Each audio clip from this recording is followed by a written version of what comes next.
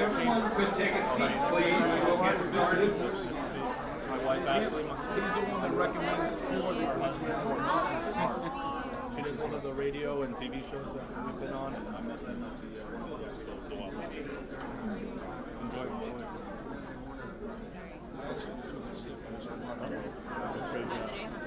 No. Yo te debo una llamada. Okay. A mí. Okay, sounds good.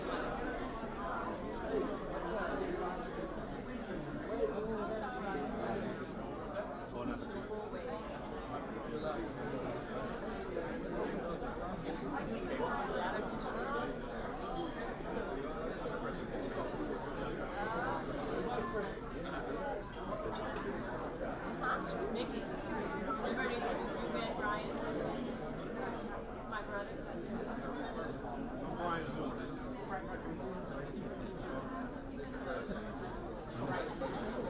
Good afternoon.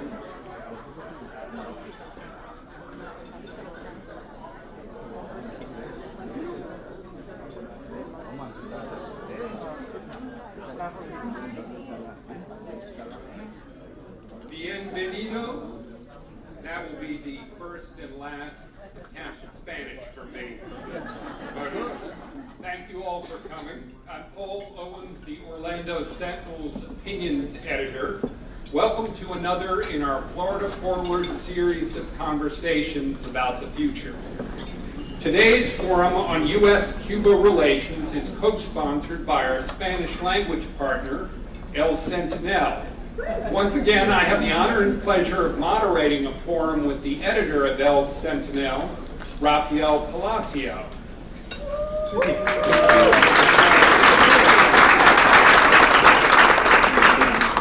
Rafael and I also tag-teamed last year's forum on immigration policy, and he'll be ready to wrestle the podium away from me in just a moment. But in the meantime, please make sure your cell phones are silent. Before I launch into today's topic, it's my pleasure to introduce the publisher and CEO of the Orlando Sentinel, Nancy Meyer.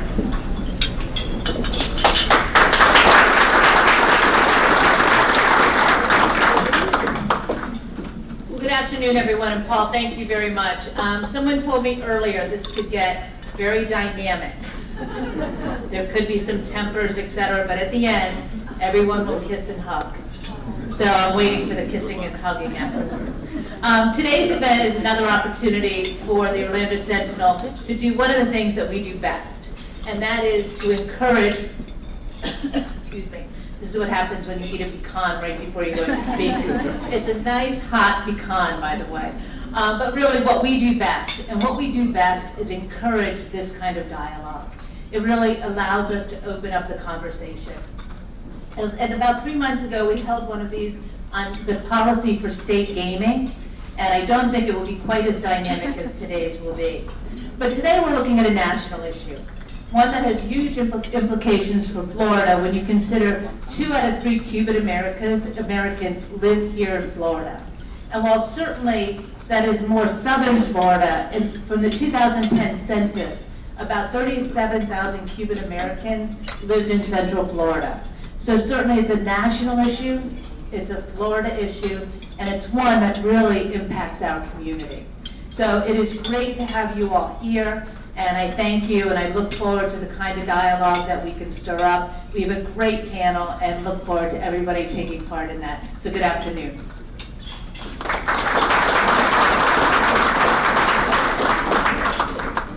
Thanks, Nancy. 5 months ago, President Obama made the surprise announcement that he intended to end more than half a century of diplomatic isolation between the U.S. and Cuba. The president's policy also would ease limits on travel and trade that were first imposed in October of 1960 and grew more restrictive with time, though it would be up to Congress to fully lift the U.S. economic embargo on Cuba. The president, in his announcement, declared that it was time for a new approach. He said that with a policy of engagement, We can more effectively stand up for our values and help the Cuban people help themselves. A month ago, Obama met face-to-face with Cuba's Raul Castro on the sidelines of the annual Summit of the Americas conference in Panama. It was the first meeting of that kind between the leaders of the two countries since Dwight Eisenhower sat down with Fulgencio Batista in 1956. Obama also recommended last month that Cuba be removed from the U.S. government's list of state sponsors of terrorism, a spot it has occupied since 1982. A national poll last month from MSNBC, Telemundo, and Marist College found that almost 6 in 10 Americans support the president's move to normalize relations with Cuba. But opinion is more divided among Cuban Americans, with 51% backing the policy and 40% opposing it, according to a Ben Dixon and Amandi international poll also released last month.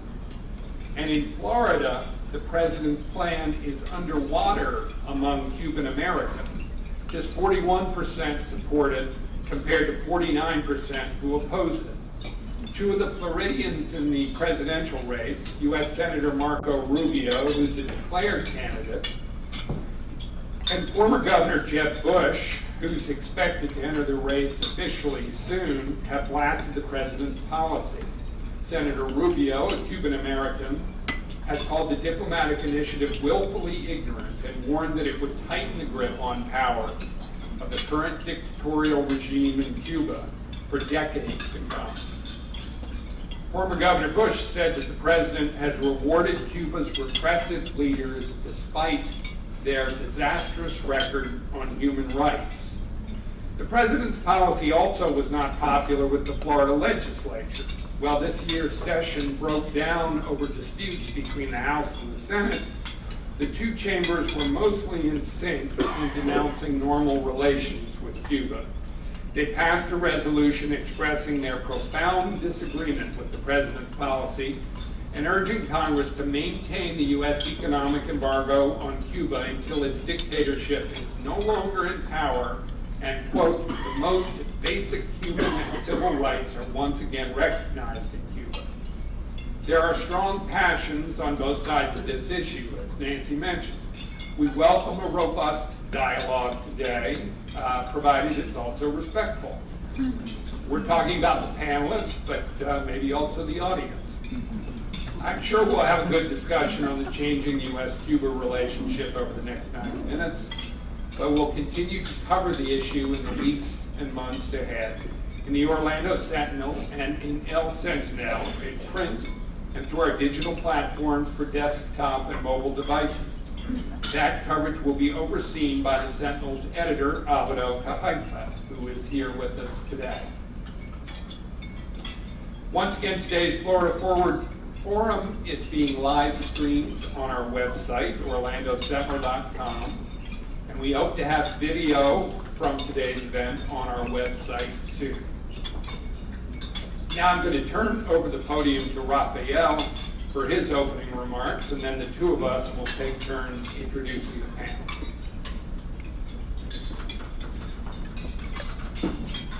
Thank you, Paul.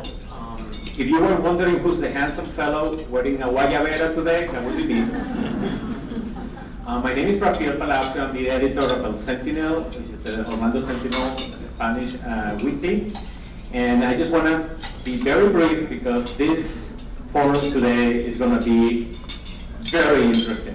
So I don't want to take a lot of time. I just want to say thank you, everybody, for being here. And I'm going to switch very briefly to say something in my native language.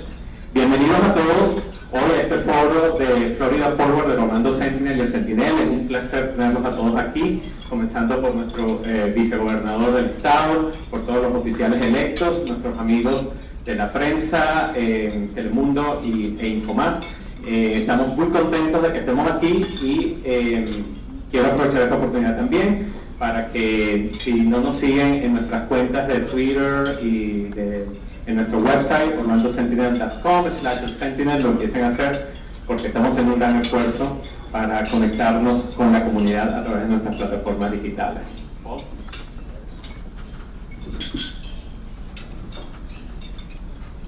It's time for us to introduce today's panelists, so I'd like to ask them now to please join us on stage.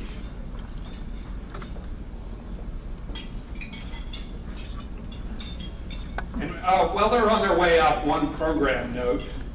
One of the panelists who accepted our invitation to participate today, State Senator Anitere Flores of Miami, contacted us last Thursday to cancel.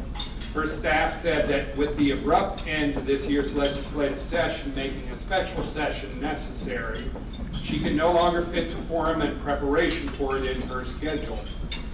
Fortunately, we've got 4 other strong panelists today, and I don't think we'll miss a beat.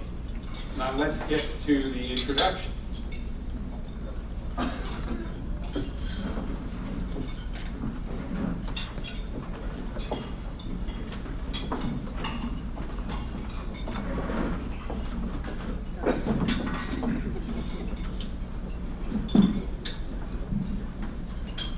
Carlos Lopez-Cantera is the 19th Lieutenant Governor of Florida and the first Hispanic to hold this position in Florida.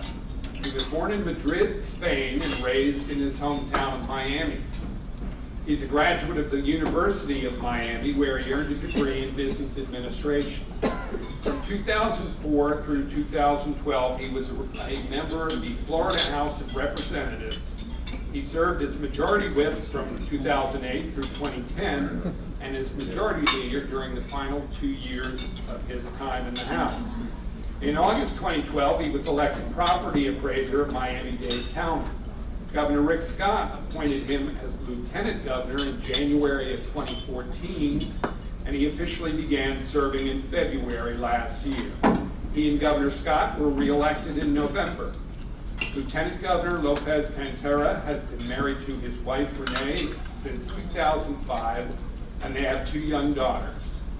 Welcome, Lieutenant Governor Carlos Lopez-Cantera.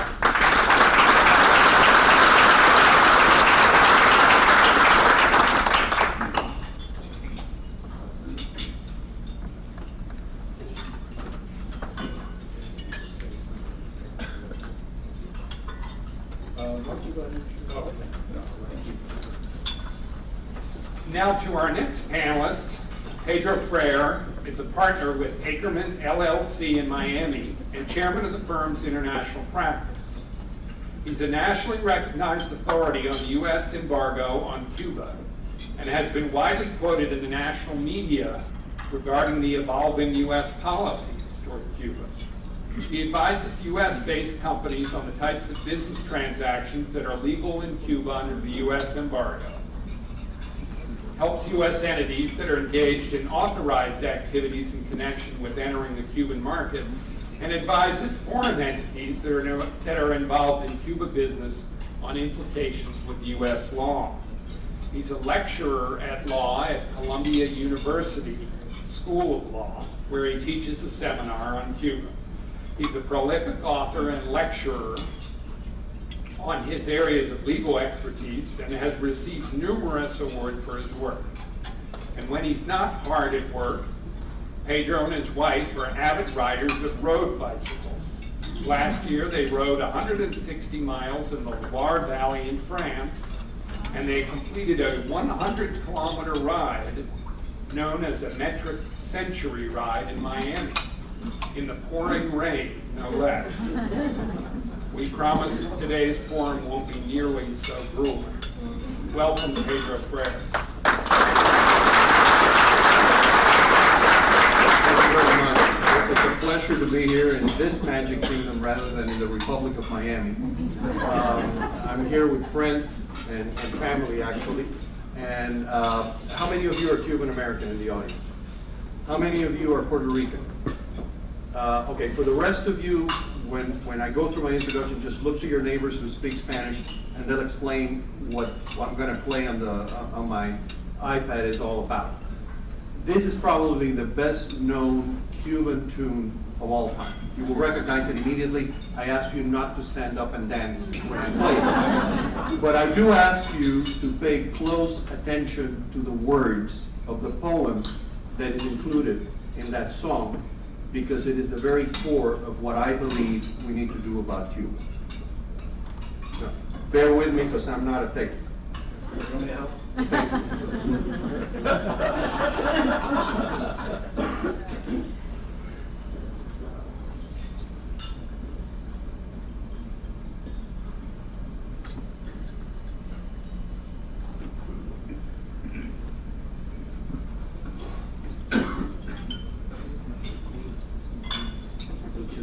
Yes.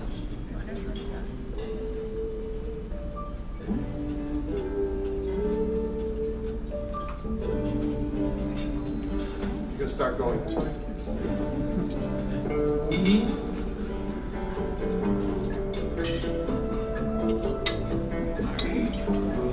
Yes, ma'am. Thank you. Thank you.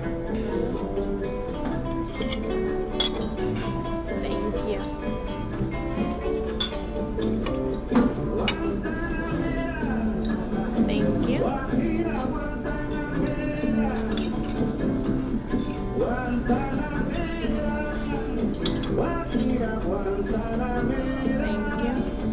Yo soy un hombre sincero, de donde crece la palma. Yo soy un hombre sincero, de donde crece la palma. Y antes de morirme quiero echar mis versos del alma.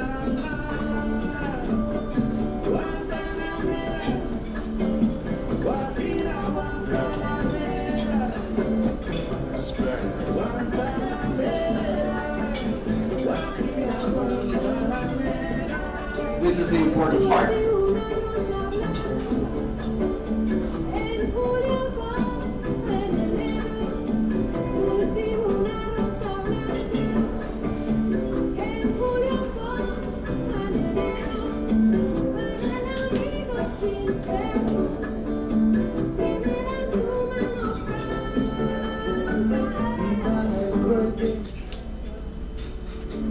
El corazón con que vivo, y para el cruel que me arranca, el corazón con que vivo, ya yo nunca cultivo ninguna rosa blanca. That's it. Thank you very much.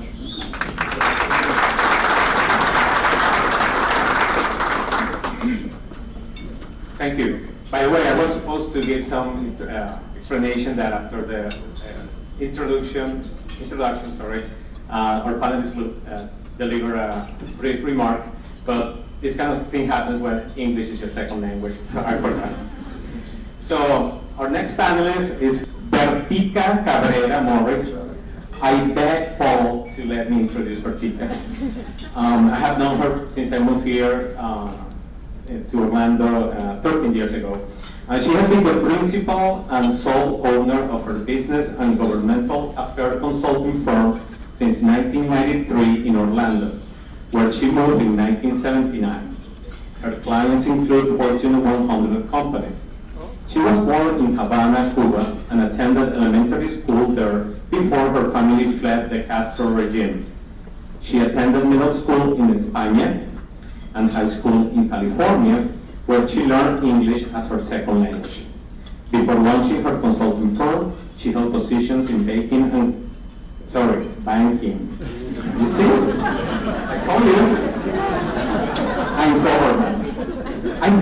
Actually, she had a restaurant, so not all my fault.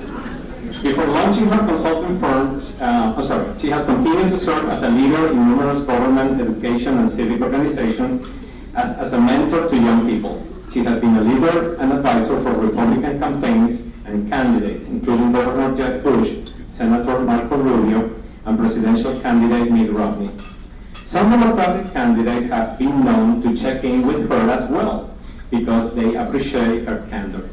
Bertica and her husband, Brian Morris, have 5 children.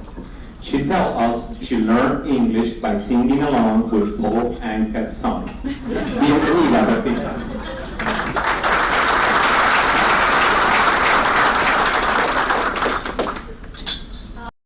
I'm just happy to be here. There will not be any fights among these panelists. I think we all know each other now and have just different ideas of what has happened in Cuba. We all agree on one thing that, and I hate to say this because I am a Catholic, that cannot wait for Castro to die so I could go back. And I just think that, it's a new horizon in the future. And I think you're going to hear from all of us a different perspective of what we see happening right now. Some of us were experts than others, but we still have a perspective and do and represent the largest businesses in the United States who are questioning what are we doing. Thank you. And our last panelist is Mercedes Claudina Figueroa Herrera. Yes. She was born in Oaxaca, a bureau in Cuba's capital of Havana. She arrived in America without her parents 2 months short of her 13th birthday. She lived with family members in Tarrytown, New York, until her parents were able to leave the Castro dictatorship 2.5 years later. A later move brought the family to Central Florida, with Mercy following. Mercy and her only son, John Montenegro, have been Orlando residents since 1973. Mercy is a vice president with Florida Bank of Commerce. Her previous roles in banking have included region executive for Central Florida for Banco Popular North America. McCall also is known for her contributions to the Hispanic community, having served as the first female elected president of the Hispanic Chamber of Commerce, a founding member of the Hispanic Scholarship Fund. Like many Cuban refugees, Mercy has interesting stories to tell, and here's one. Her father, who arrived in this country from Cuba speaking no English, took a job as a busboy in a kitchen at a resort in Tarrytown in New York. 46 years later, Mercy was a guest at that resort to attend a friend's wedding. Only in America, she says. Indeed. Bienvenida, Mercedes McCall.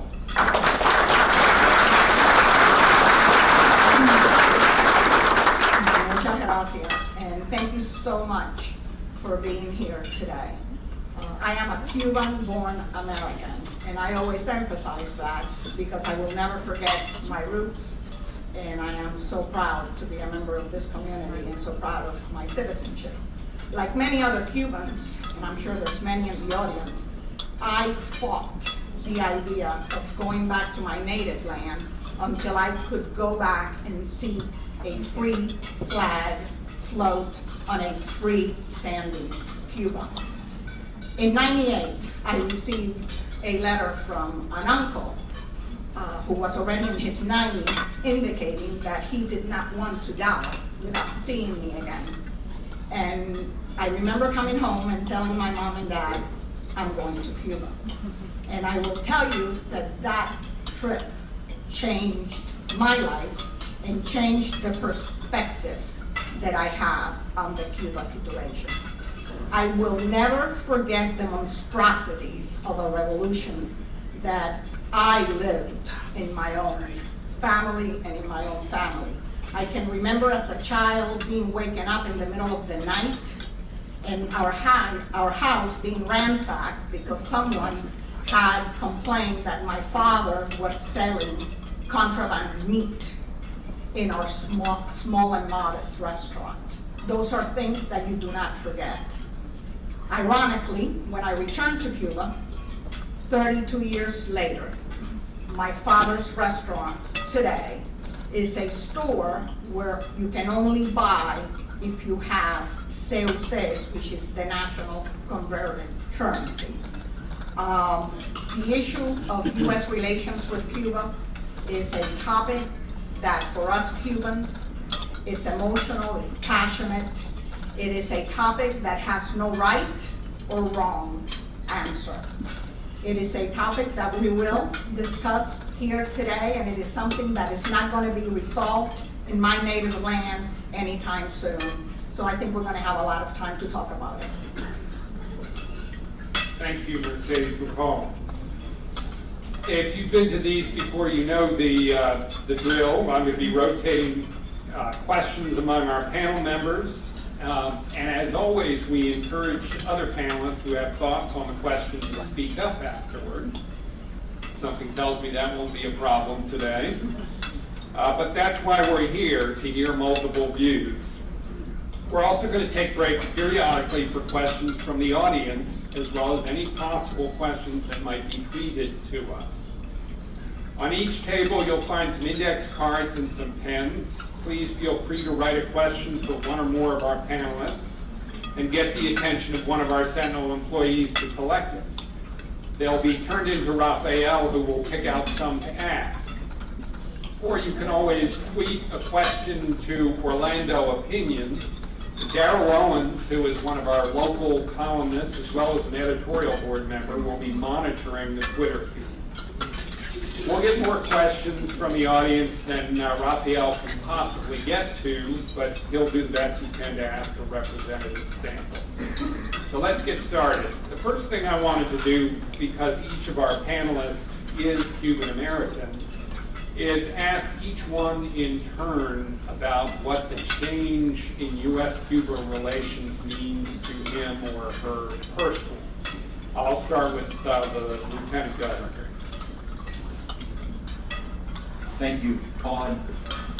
I apologize when you asked me earlier. I didn't know that you were asking me if I wanted to give a statement. I thought we were just going to introduce everybody.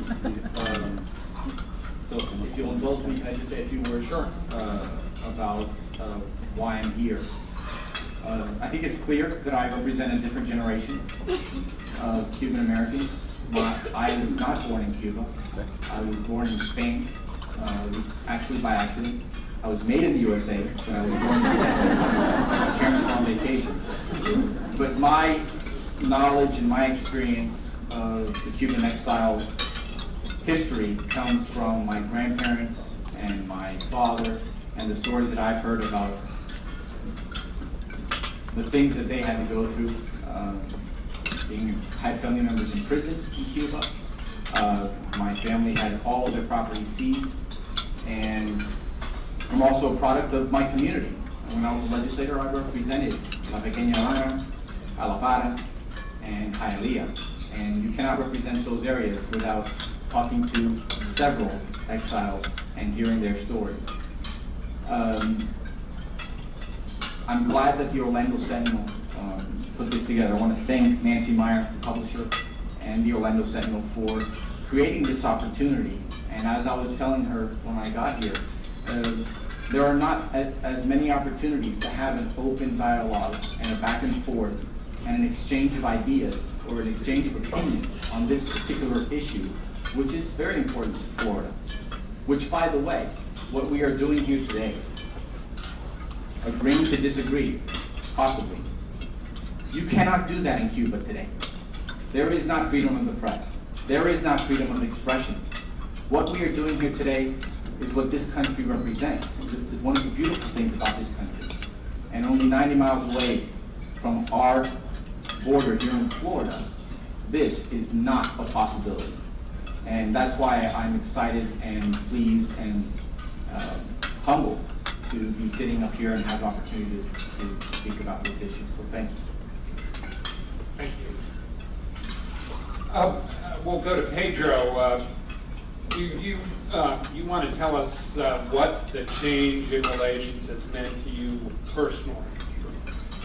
I think the best way I can frame this, and by the way, what you're seeing here is wonderful. This is a snapshot of a Cuban-American family conversation over the kitchen table. We're just having it at this gorgeous place in Orlando instead of in Hialeah or Coral Gables or Little Havana. We're all friends, we like each other, and I guarantee you we're going to hug each other when we're done, and I'll kiss the ladies, but not the LG. For me, it means the end of the Civil War. It's the end of the Civil War. I was in Havana last week, and I had the misfortune of being driven through the neighborhood where I was raised. I left there when I was 11. and we drove in front of my house, which, by the way, is gorgeous, beautifully maintained. I understand that it's the office of Fidel Castro's older brother, Mongo Castro. So it's in very nice shape. Not so much the rest. And I have to tell you that it's every time I go there, it's a gut-wrenching experience because I feel like Dr. Zhivago. I don't know if you remember that great scene in the movie when he goes back to his palace and it's destroyed, it's demolished, and there are 5 families living there, and they go, "You're a bourgeois," this and that and the other. He goes, "Oh yes, yes, this is a much better use." And you can see that the guy is dying inside. So it's very gut-wrenching, but it's very liberating to understand what has happened. And what has happened here is a very curious thing. There are 2 competing myths here. There is the myth of the revolution and the myth of the exile. And by myth, I don't mean to downplay the reality of both situations. There is very real suffering on both sides. There is very real suffering in this table. We all know the tales. My family had personal losses. My brother was in the Bay of Pigs. He was a prisoner for 2 years. My brother-in-law died in the Bay of Pigs, and he died in a particularly gruesome way. He died of asphyxia in a sealed tractor trailer while being taken from the invasion beaches to Havana. And I know who commanded that particular task. I know who it is, and I will never forget it. But I think that for me, it has meant that the time for revenge is over. The revolution is done. Now we're dealing with the paperwork. The people who led the revolution are going off to that great Central Committee meeting in the sky. And it is now up to the younger generations, whether it's the LG over here, or whether they're the young people who are members of the Cuban Communist Party, who are members of the bureaucracy, to change what they have done.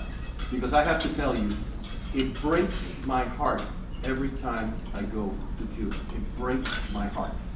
But every time I go, I come back with the conviction that the way to go here is La Rosa Blanca. We need to tender a white rose, and we need to tender that white rose not just to the friends, but as Jose Marti, the founder of Cuba, said, also to our enemies.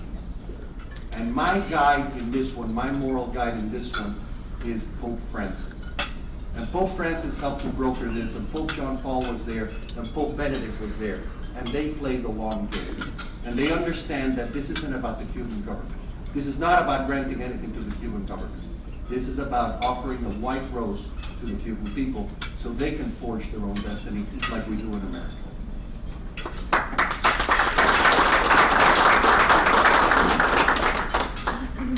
Well, I differently than Mercy, this gentleman, I've never been to Cuba since I left. My mom died at 56 in California of breast cancer. And I think she died because of the stress that took us to get out of the country. I, like he was there for Bay of Pigs. I remember it. You know, I remember them telling my mom every night that they were going to kill my dad the next morning. So I lived it. The reasons why my parents took a chance and took me out of Cuba have not changed. Things are the same. Nothing has changed. In the day that President Obama said that he would, that there was a crack open and that he was ready to go and change things, I actually was with Marlene Abrantes, who's here from Mira TV, in their studios, and the Sentinel.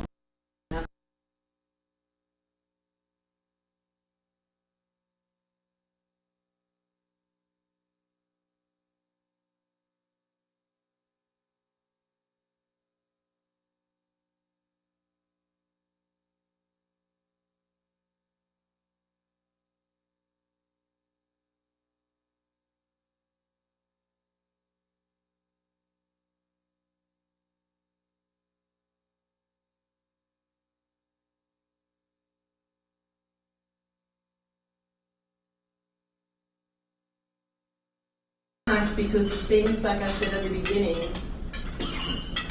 the reasons why I left have not changed. And I hope that you're correct and that this is a time to turning history into justice.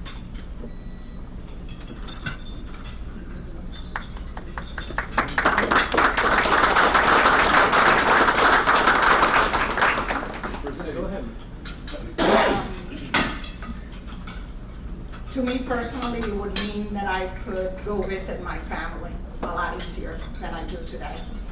I'm not one that I like to plan my vacations or trips too much, and I resent the fact that I need a visa and need to apply for a P11 each time that I want to visit my native land.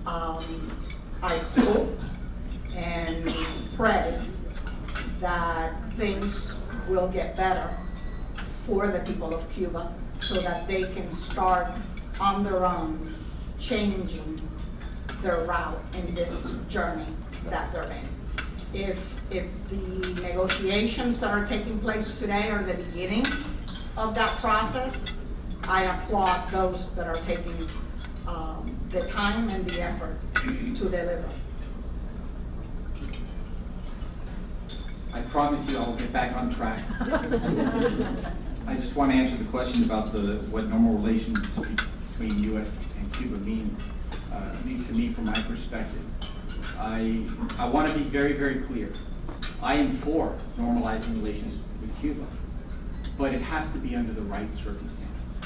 And there is nothing that has been announced or that I have seen that has shown that the Castro brothers have given any concessions, have agreed to any concessions, or have agreed to any behavior different than they have over the last 57 years.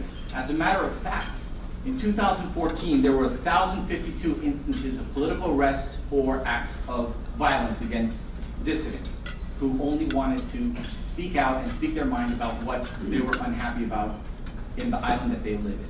That was 2014. In 2015, that number has grown to over 2,000. And in the month of April alone, this is the month of April last month, after the handshake, after the deal, 338 acts of violence or political arrests against dissidents. So not only are they continuing the behavior that they have, that we've seen for the last 57 years, it's actually getting worse. And there is no evidence that they have any plan to change. They are taking advantage of the Obama administration with misdirection, telling the rest of the world to look over here while they continue to do what they've been doing for the last 57 years. Are we to just forget the Cuban Missile Crisis? Are we to forget the shoot-down of the Brothers to the Rescue in 1996 that killed 3 American citizens, one of them a United States Marine who served 2 tours of duty in Vietnam, volunteered, not drafted? Are we just to swipe those things, sweep that under the rug? This is not about revenge. This is about justice. Fidel and Raul Castro are still there. They have been the constant for the last 57 years. And to think that these changes, or these proposed changes, or these concessions that is being offered by the administration is going to change anything, I believe is naive. Now, I've never been to Cuba. That is true.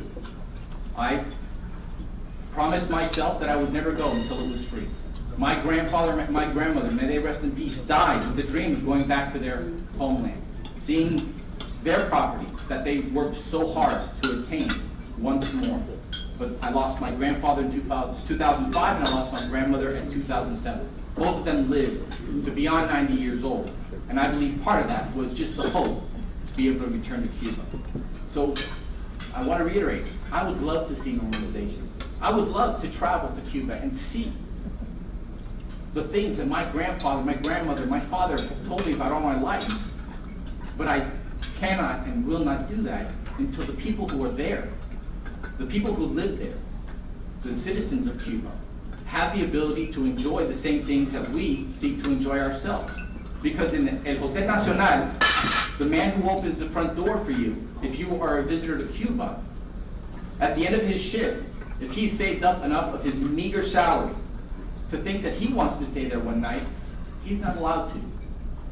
If he had dreams of having his daughter or his son married in the ballroom in that hotel, not allowed to. So to think that things are going to change just because the Obama administration is giving them everything that they're asking for, while they turn their back and within minutes of a meeting with President Obama, go out and say that the Cuban government, the revolution, will not change and will not give in on anything that they stand for within minutes. How can we trust these men? And they've proven throughout history that they are not to be trusted. And that is how I feel in a simple, short answer about the enlightenment. Now, the proposition has been made by, I think, a couple of the panelists now that things have not changed in Cuba. So my follow-up question to Pedro would be, do you think that the process of normalizing relations that has been initiated by President Obama is going to promote reform in Cuba, economic, political reform, or will it discourage it? Since I'm not an elected public official, I can be totally brutally frank with you guys. I was frank. I have no idea, and I cannot guarantee that this will result in the freedom for Cuba, and I cannot guarantee that Cuba will become Switzerland. But I will tell you what I am seeing. And please, let me make the Miami disclaimer. La culpa de todo la tiene Fidel. Fidel is to blame for he messed everything up. It's a disaster. So, I'm no friend of the Cuban government. It's repressive, it's authoritarian, it has a centrally planned economy that is an absolute catastrophe, and it beats people up for speaking their mind. Now that I'm on the record with that, let me tell you what's happening on the ground. When you talk to the people on the ground, by the way, I stayed at the Hotel Nacional. The guy who took me to the Hotel Nacional was a young man, and he started talking to me in the taxi. And we struck up a conversation, and he said, "Oye, bien habla español? You speak Spanish?" And they talk different. They have a little bit of a different way. I needed an interpreter. So he goes, ¿de dónde tú eres? Le digo, yo soy americano. I'm an American. Digo, tú no eres americano. Tú eres cubano. Le digo, bueno, yo soy cubano-americano. And he goes, "You're from Miami?" I go, "Yeah." Okay. And then he started to talk. He said, "What do you think about this thing that's happening?" I said, "Well, I think it's a good thing." He goes, "I think this is great. Let me tell you what's happening here. My business used to drop off after Easter. It hasn't dropped off this year. I'm so excited. My dad and I are getting another car. I mean, you're getting to see these cars. I don't ever want to see another old American car as I live. And I'm a car guy. Cuba, let me give you a Cuban factoid. Cuba is not car heaven, it's car hell. That's where all American cars go to die. But this guy was very excited because this was happening. That same conversation I had with a young waiter at a paladar, a private restaurant. And they're going, "Oh my God, all these people are coming. We're making all this money. And Americans are great tippers." The other thing I saw in the streets of Havana, I saw more American flags than Cuban flags. More American flags than Cuban flags. The Marines didn't land. The 101st Airborne didn't drop in on El Cambrai. Okay, there are more American flags than Cuban flags. If you want to be the most popular man in Havana, go wear an Orlando t-shirt, go wear a Miami Heat t-shirt, and watch what happens. And I got another Cuban factoid. They love Americans, and they love Cuban Americans. Everyone that I spoke to said, "Bienvenido, welcome back, we love to have you back." Let me close with another little Cuban factoid. There are no Cuban sandwiches in Cuba.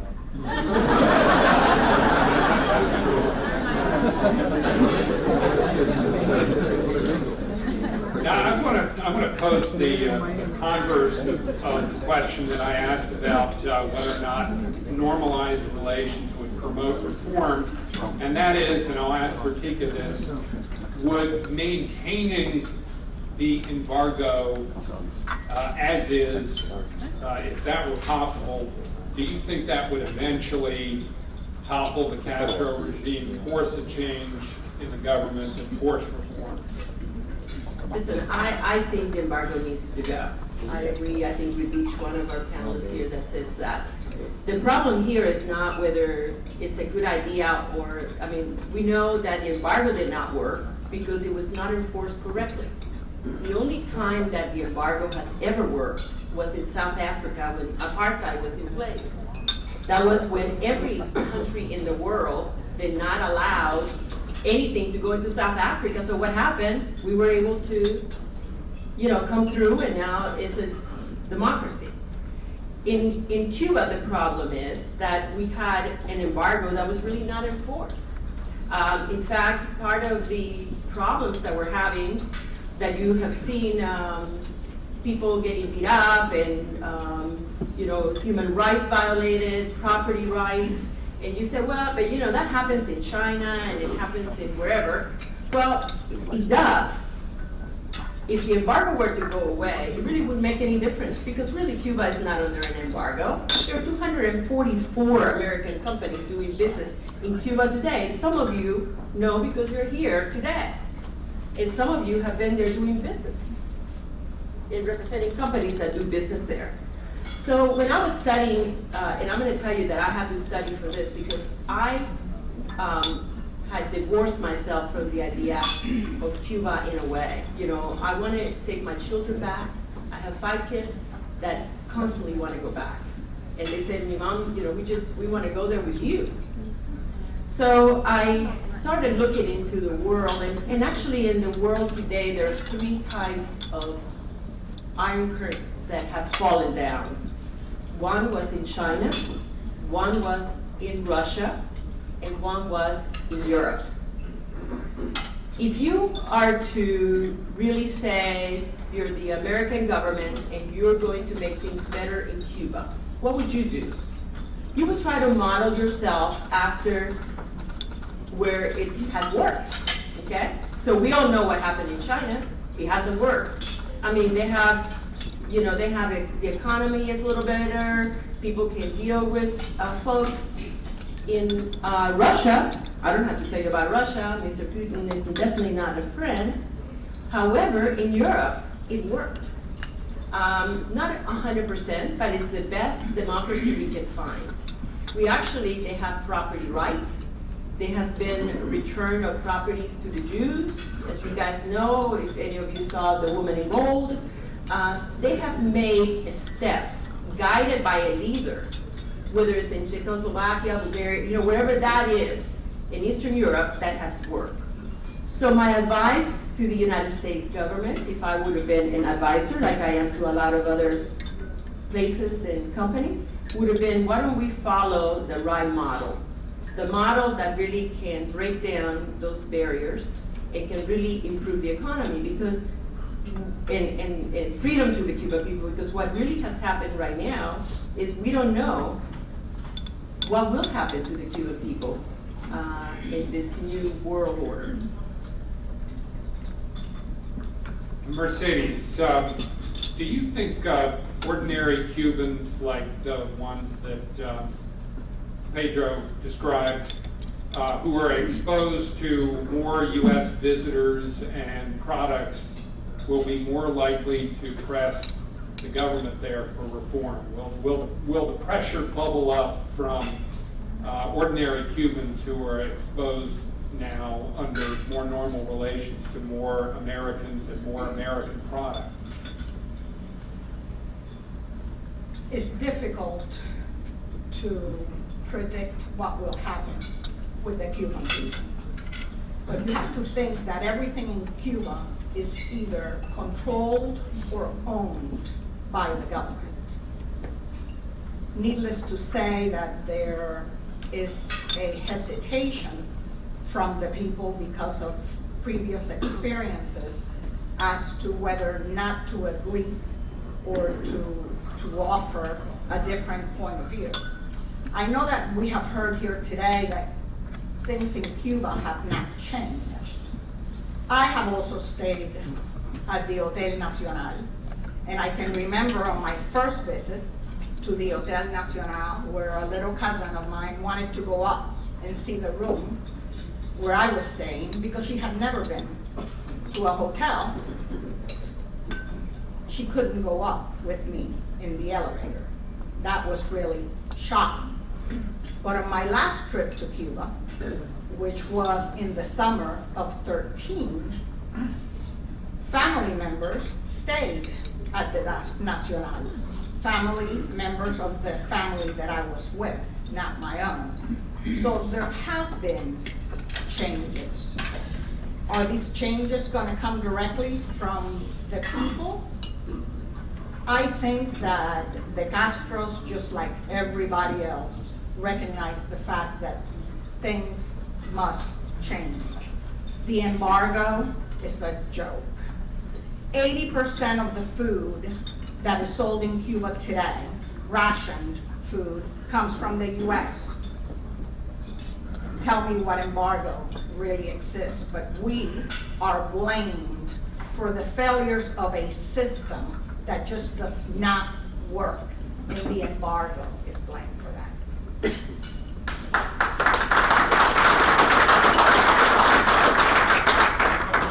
We're just about to go to questions from the audience, but we've got a couple of follow-ups. So I'll start with the Lieutenant Governor and then go to Bertica.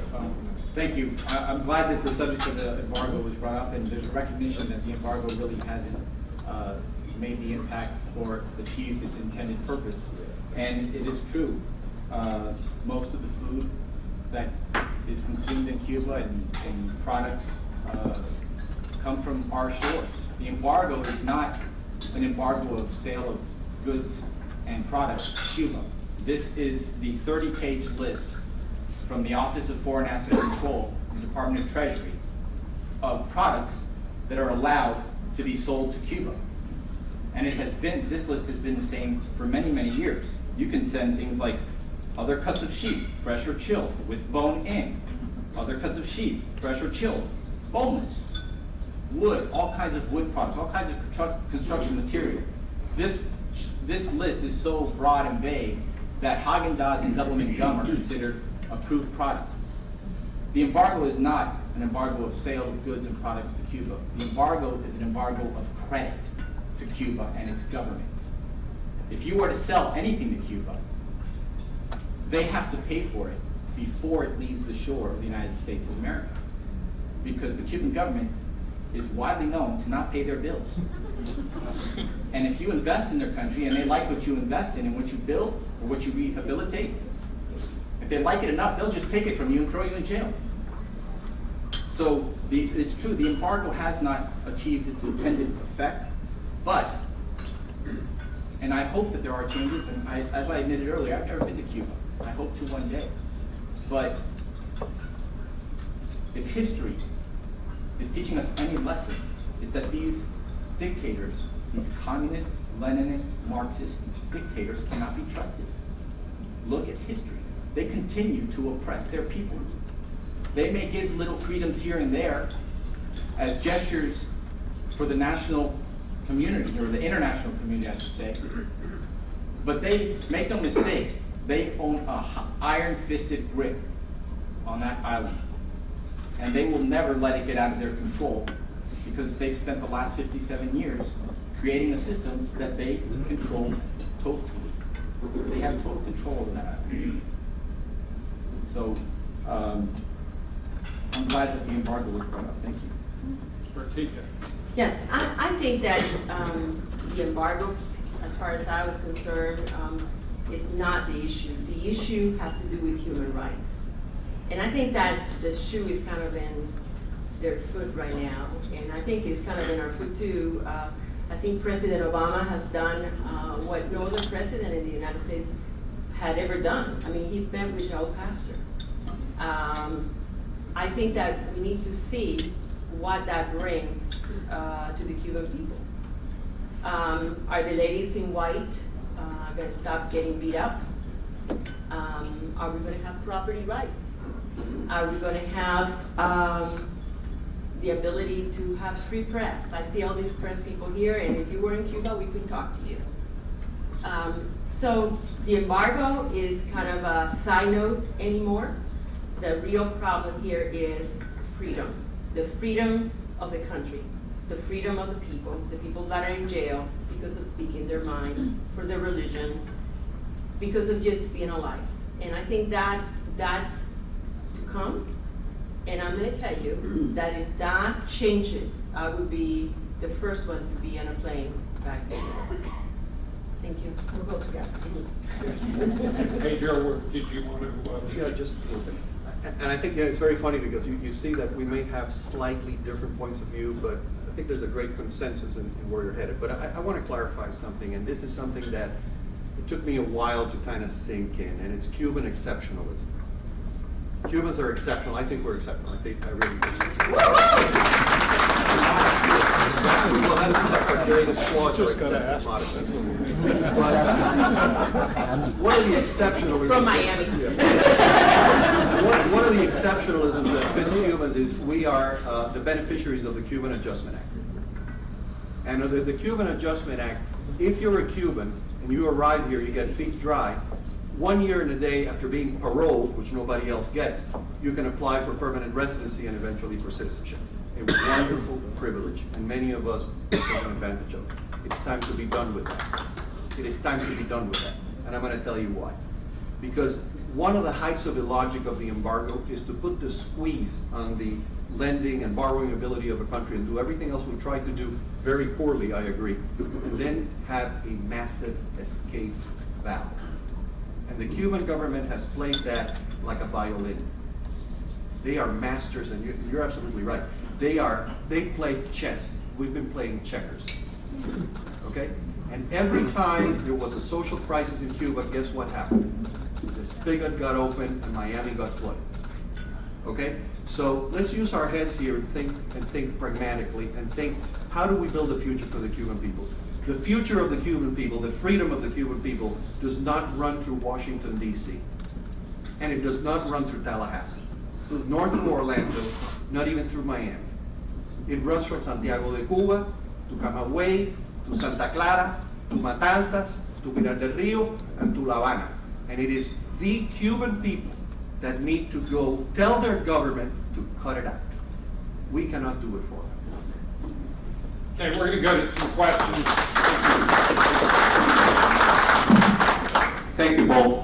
First of all, by now everybody knows that the coffee served today is not Cuban coffee. So I want to apologize for that. If you have any complaint, the publisher and the editor of the Orlando Sentinel. If you have a question, let me know. Please, let's try to be brief. We don't have a lot of time, and the whole idea is that we can ask as many questions as we can, so we can take advantage of all our panelists. I just want to say quick, somebody asked, made a comment about the embargo. After 50 years with the same approach, it's time for something different. Also, we have a question for Pedro about, in general, if you can tell us something about if you're aware of the portfolio of opportunity for foreign investment in Cuba. If you can tell us something about that. And a quick break, commercial. In the Sentinel this week, we have a story actually when we talk about the fact that 2 non-stop flights from Orlando to Cuba are going to start on July 8th. And the Hispanic Chamber of Commerce of Volusia is planning a trip to Cuba. So it would be interesting to know how all these things are coming together in the future regarding economics and politics. So, Pedro? All right, look, here's the way it's kind of beginning to shake out. Right now, what is it that you can do, and what's the immediate opportunity? Number one, anything having to do with the travel industry. You're seeing the flights coming out of New York and Orlando. That's definitely beginning to take off. The LG did a wonderful review of the list of products that you can actually sell, and he's absolutely correct that Cuba is not credit worthy, so it's all cash and carry, which is wonderful. So you will get paid. You just need to make sure that you're selling the right stuff and so forth, and agricultural products. Pharmaceutical products, you have to jump through other hoops for that. Now, building materials and supplies are allowed, but they have to be sold to private or charitable industries. And there's an Easter egg that many people have missed in the regs, which is pollution control equipment. So pollution control equipment is also subject to approval for sale to Cuba, and also agricultural equipment. So all those opportunities are there right now. What is on the horizon? What I call the Willy Wonka gold ticket is what you see here in Orlando, is the hotels. Cuba, and again, no pride here, please. I am absolutely humbled by what I see. Cuba is stunningly beautiful. It is gorgeous. It is absolutely as beautiful as Florida is. It is gorgeous. And that's why it breaks your heart, because you see that natural beauty, you see the sweetest people in the world, and you see the cataclysm that that government has imposed upon it. But the opportunities are there to rebuild that. The opportunities, Cuba is going to be a wonderful tourist destination. I think it'll be in partnership with Florida. Cuba will be a wonderful retirement venue for folks from Florida and the U.S. Cuba has a medical base that is much better than most of Latin America. They need equipment, they need to come up to speed, but the people are there and the interest in there, lending medical services. You could see retirement, folks going there for nursing homes and medical tourism and so forth. Energy is a dire need for Cuba. Cuba is, at this point, in very short supply of energy. I think it would be a great idea from a strategical point of view to allow U.S. energy companies to drill so that we know it's being done correctly and subject to U.S. jurisdiction. I think that eventually real estate development will be there. But I think one critical point, and I think she said it very clearly, is property rights. This is still a Marxist country. This is still a country where every deal you're going to have to make with the government. So they need to get off of that, and they need to respect property rights. But I will close with one thing that I've also seen, and this is our dirty little secret in Miami. The source of microfinancing for the Cuban private sector is Hialeah. Okay? All the little restaurants get their money out of Miami. Miami's funding. And I'll tell you another little dirty little secret. People are buying and selling houses in Cuba. It's illegal under U.S. law. It's illegal under Cuban law. It's happening all the time. So the governments are catching up to what's happening on the ground. May I follow up with that? Okay. One more thing that you all need to know is that even if all these things are available to buy or to sell to the Cuban people, you're not really doing business with the Cuban people. The only people that does any kind of deals in Cuba is called the Castro brothers. So we're not dealing, is that correct? No. You mean that you have entrepreneurs in Cuba? Of course you do. You do not have entrepreneurs in Cuba right now? Sorry, I that you do business with? I had dinner at a private restaurant. I was taken from the airport by a private taxi driver. There are private people who do tours. There is a very small segment that is beginning to take advantage of what they call cuenta propista. Okay, but you're talking about major companies selling goods to Cuban companies and entrepreneurs, and that does not exist. And it could change, and I hope it does. But right now, the business is done between the United States and the Cuban government. Because I have somebody in Miami that's all he does. And he has to go in front of a junta, where that junta, unless they're 100% approval, they will not buy your product. And your products are exactly what the lieutenant governor has in his hand. But that list is the only thing that they can buy.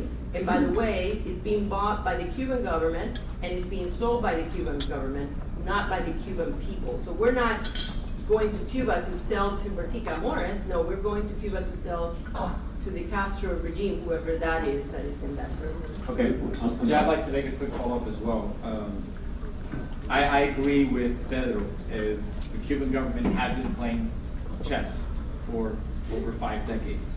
And by my understanding, and Pedro, please correct me if I get this wrong, building on what Bertica said, there may be instances that the Cuban government is allowing small operations to take place, but it is with a specific strategy that they are executing. Right now, anything that comes into the country goes through All Import, or one other company that is wholly owned by the Cuban government / military. They sell it to the distributor, but mark it up 50%. The distributor is also wholly owned by the Cuban government / military. They mark it up 50% and sell it to the retailers, who then mark it up 50% and sell it to the consumers. I'm just using normal economic terminology. And this is one of the biggest ways that the Cuban government finances their operations.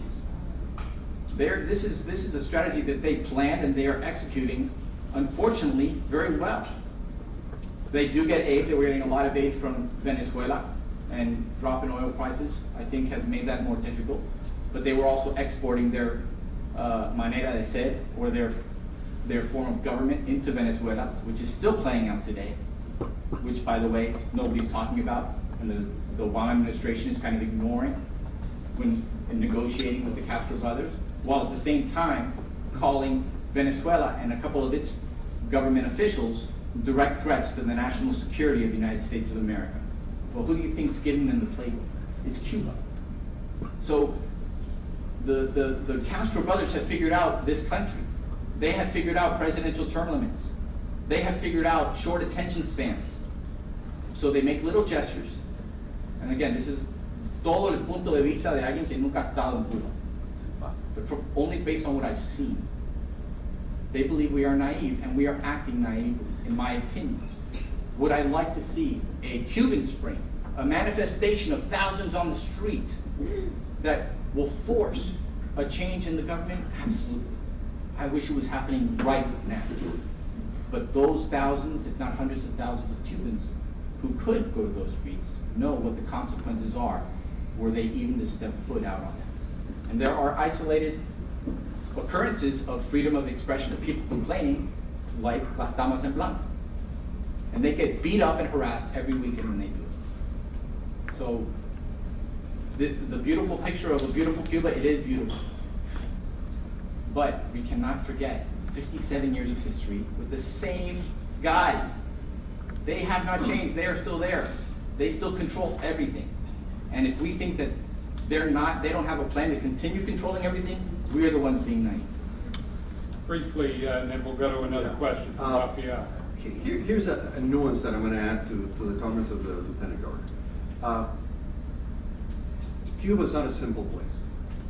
Cuba is like from a Gabriel Garcia Marquez novel. You know, it rains up and the birds fly backwards.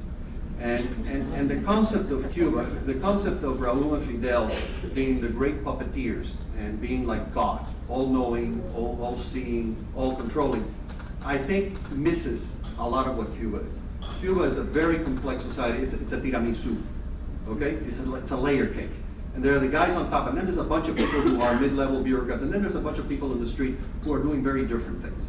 What is happening on the street is something that perhaps the people on the top don't know, and if they knew, it would scare them to death. It would petrify them.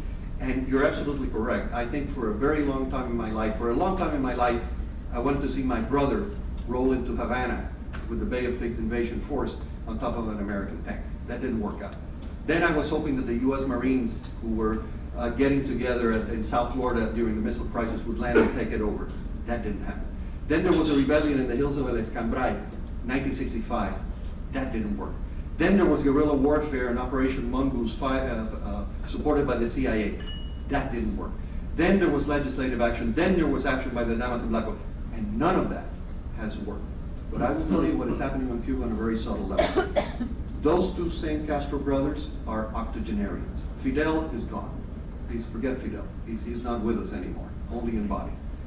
Raúl, I saw something very interesting. He met with the Pope, and Raúl said that he was so impressed that he was considering becoming a Catholic. However, the Pope did not say that Raúl was so impressive that he was considering being a Marxist. And I think that says a lot. Thank you, Pedro. We have two questions from Jose Alvarez, who, by the way, is a commissioner of the city of Kissimmee. Thank you. Thank you. First, I want to thank the panelists for being here with us. I also am a Cuban American. I was born in Cuba and came to this country when I was 7 years old, and I'm a proud American citizen. And I lived through that government when it was in the middle of where we didn't have nothing to eat, where our meal was un pedazo de ñame. That was our meal at the time. We need to remember, we all know, the embargo, it's been a joke since the day that it was installed. But the Castro brothers have used it to their own benefit to blame the United States, and that's how he has been able to hold control of his people for so long. This is a negotiation, and a negotiation always starts by talking. And if we start a negotiation with pushing away, it will never happen. Think of the people, and I'm going to leave this on your table, Lieutenant Governor, so you can think of this. I had a cousin that I never saw because she was born after I left Cuba. She was 40 years old and wanted to leave the island and couldn't do it. And she was desperate because she was living in the street. And last year, she jumped off her building and killed herself. Think of that when we go back to negotiate, because that's what we need to do. If we put that little bit of seed in the people, like what we're doing now, Pedro said something very important. The people are looking forward to these changes. Let's not pull this away from them. Let's go and negotiate. Let's be cautious, because these people, you can't trust them. But think of why we're doing it. We're doing it for those that are there. See, it's very easy to be here and speak everything we're saying about today. But in that island, it's a whole different story. Those people are living a completely different world. Let's go to negotiation and let's talk. Let's not push away. Thank you very much. That's exactly Commissioner, if I may say to you, that's exactly what we're saying. I think the Lieutenant Governor and I both have said that, actually everybody here has said that. The problem is that the people in Cuba are getting beat up and a lot of things are happening to them that we don't even know about. But part of the negotiations hasn't been the human rights. There was nothing talked about what is happening in Cuba. Can we have freedom of speech? We did not give them anything that they could hang on to, that the freedom was coming. So I know that you might, and I'm sorry about your cousin, but I'm gonna tell you that there are people in Cuba that want people like us to continue asking the questions so they don't get beat up every day. Actually, before Lieutenant Governor, on the same track, somebody... I just want to say one thing, because it was very passionate comments, and I respect them wholeheartedly. And the thing that the reason that I say the things that I say is only because I've seen the history. There's, in any negotiation, you have to operate in good faith. Because if you don't have good faith, then what's the point? You cannot trust the other side that's on the other side of the negotiating table. And when the other side is asking you to offer, and negotiate against yourself, but make no counteroffer, that's the problem that I have with what's happening. If I had faith that there could actually be a solution or a deal that would be beneficial to the people on the ground in Cuba, like your cousin, who was so frustrated by what they had been doing to her, not the United States. If I believed that there was a hope of a good faith back and forth, then I would embrace it wholeheartedly.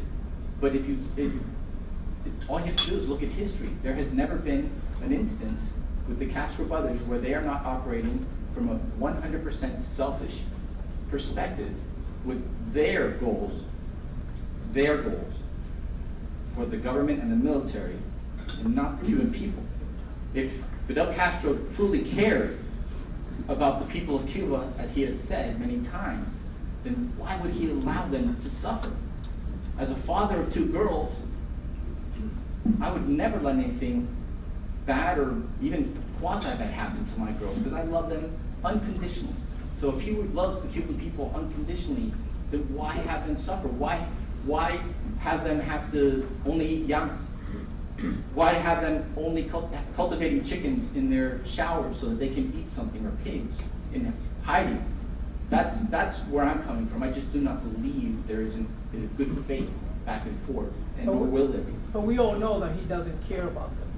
So let's put that aside.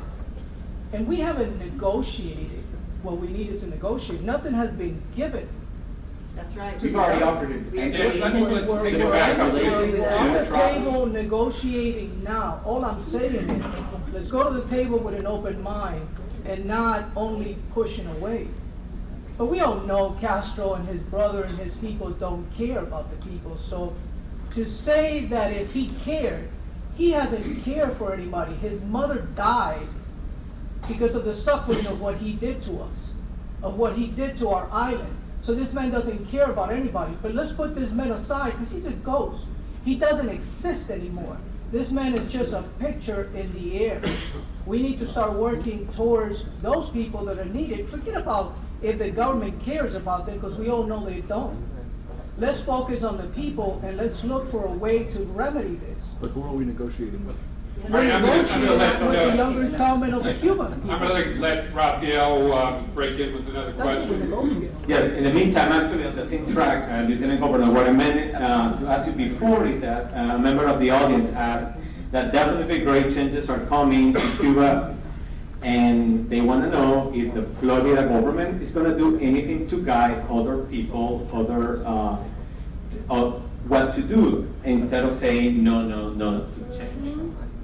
Once there is freedom of expression, freedom of the press, freedom of, and the ability to have open and fair elections, when human rights violations can stop continuing to take place almost on a daily basis, when political prisoners who have been in prison for quite a long time for nothing more than just speaking their mind, something that we all maybe take for granted here today, when those things occur, absolutely. But until then, absolutely not. As far as I'm concerned, and I know the governor could agree with it. Okay, we have another question here. This question is primarily for Pedro, since he's been on the island a few times in recent months. So these two old men are very old, and with that in mind, one may not even know what day it is. So who's going to take over? And who are the people saying is going to take over, run this island when Raul dies? Miguel Diaz-Canel, the first vice president. Miguel Diaz-Canel is a party apparatchik. He is 54 years old. He's from the province of Villa Clara. He's an administrator, as far as I know, and I am like Fidel, not all-knowing and not all-seeing. He's not a military guy, and whether he's state security or not, I don't know. But he is the designated heir. In Cuba, that's a dangerous position, because the last three designated heirs ain't around no more. But nobody killed them. They are in Payamalos. They are running a tomato farm in Pinar del Rio or Tamalá. They're like the dog that went to the farm. And that's it. We never saw him again, so we don't know what happened. But in any case, there is an heir apparent, and there is a generation that is behind the octogenarians that is ready to step up. And this generation, which they call the children of the revolution, were born after 1959. And that's an important thing to remember, because just like the lieutenant governor is very proud of his heritage and was born here and remembers the stories, these younger bureaucrats remember those stories, but they didn't live them. These are not the guys who came down from the hills. These are not the guys who shot people in La Cabaña. These are not the guys who fought in Angola. These are not those guys.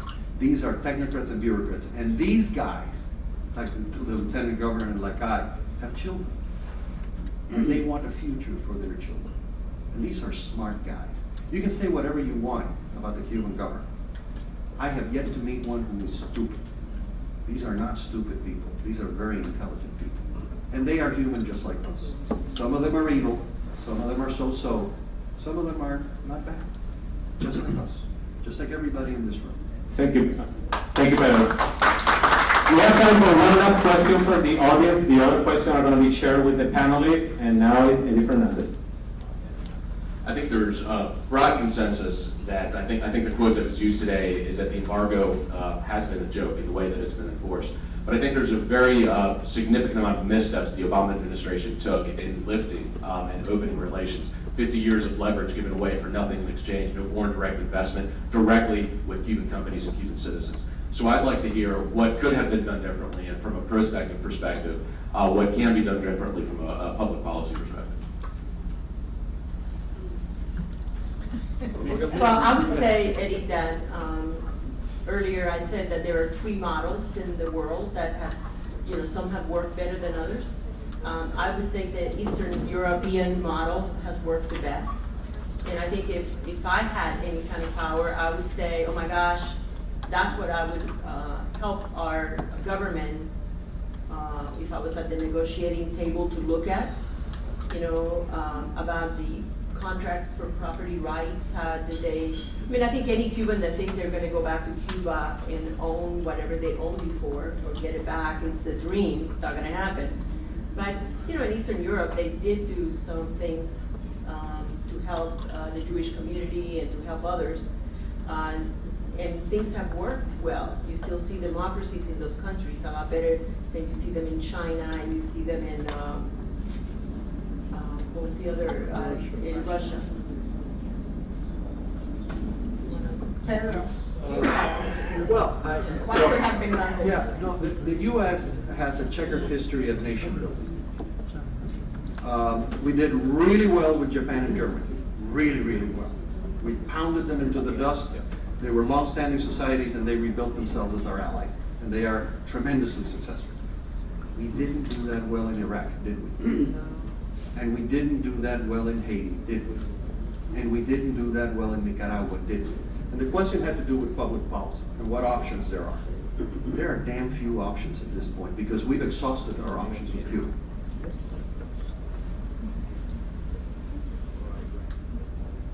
Well, maybe if, recognizing that one American life is, and the loss of one American life at the hands of those who are our enemies is as valuable or as horrible as losing multiple American lives. And there have been American lives lost at the hands of, and the direction of the Castro brothers. Whether Fidel is still there or not, that remains to be seen. They still trot him out every time the rumor goes around Miami that he has died, and that happens about every 6 months. But maybe they, I would not have a problem if they suffered the same fate or the same justice that Saddam Hussein did and Osama bin Laden did for taking American lives. That being said, it's important to remember that the Cuban government is run by the military, and they are enemies of the United States of America. Less than 1 year ago, it was reported that they had agreed to allow Russia to reopen a spy base in Cuba. That spy base, its specific purpose would be to spy and listen in on the operations that take place at Southern Command and Central Command, which, by the way, geographically are located in the state of Florida. That is something that this state specifically should be concerned about, because things have not been going so well since the Russian reset. God forbid, things were to escalate, and Russia were to think that it was in their best interest to target those commands because of things that they're hearing going on there. That's here in Florida. So they are not our friends. They are our enemies, and they have proven it by taking American lives. And we cannot forget, and we should not forget, and we should not ignore it. I believe the president's foreign policy around the world is a policy of appeasement and trying to make everybody think we're your friend. We're not your enemies. We want to be your friend, and we're going to be nice. And around the world, we're seeing it doesn't work, and I believe it's not going to work in Cuba. And I want to reiterate, I would love to see things change in Cuba. And I would love it if it could manifest itself organically. I just don't believe that the opportunity or the possibility exists as long as that regime, which they've spent 57 years perfecting, is in place. So I don't know if this is my last opportunity to say anything, but I do want to thank everybody for participating, for taking the time out of your day to come listen to this conversation. I want to thank the Orlando Sentinel again for giving us the opportunity, multiple generations, to speak about this issue. And I hope that it's benefited everybody here that's had the opportunity to listen. Thank you. I think we do have time to slip in one more question, and I wanted to get to Mercedes with this one. It was on my list, but we also got this question from the audience, and that is, as Rafael mentioned in your introduction, you used to work for Banco Popular, which is a bank based in Puerto Rico. We've got lots of Puerto Ricans in the crowd today. Do you see any impact from normal relations on Puerto Rico? Could it have any impact on the long-running debate on Puerto Rico's status, or are those simply non-sequiturs, different issues? I was sitting here thinking of my first trip to Puerto Rico when I met the folks from Banco Popular. And on that trip, we received presentations from different entities, including the Small Business Administration. And the presentation had two columns. If Cuba opened, if Cuba doesn't open. I believe that the issue of Cuba will affect the economy of the Caribbean because of many different things that have been discussed here today. Companies are ready. I'm not going to say names, I'm not at liberty to say that, but I can tell you that I know for a fact that there have been negotiations with companies in the Commonwealth to do business in Cuba. They're preparing because it's an opportunity that will help the economy, and they know that their tourism, which is one of Cuba's primary industry, will be affected. The Commonwealth does a different story. You know, what will happen in our beautiful island of Puerto Rico, and I am very proud of being a Cuban born, but I always say that my heart belongs to Puerto Rico. It is a beautiful sister in the Caribbean. That is something that, just like the Cubans are the ones that need to decide what their future is, the Puerto Ricans need to decide what their future is.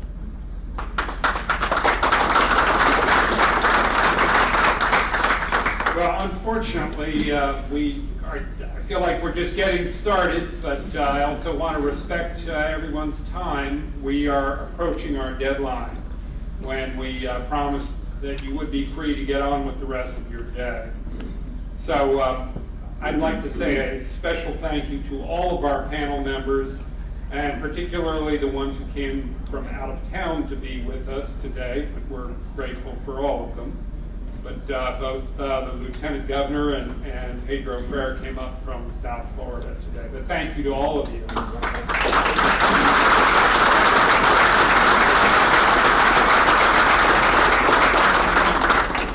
We'd also like to thank everyone in today's audience for joining us. We appreciate your attention and your questions. And we were hoping we could get to some more, but we thank those of you who submitted questions. We thank also those who are watching online. We hope that you learned something today, but you'll be able to continue looking forward to more information on this topic as the Sentinel and El Sentinel continue our coverage of U.S. Cuba relations. Have a good afternoon.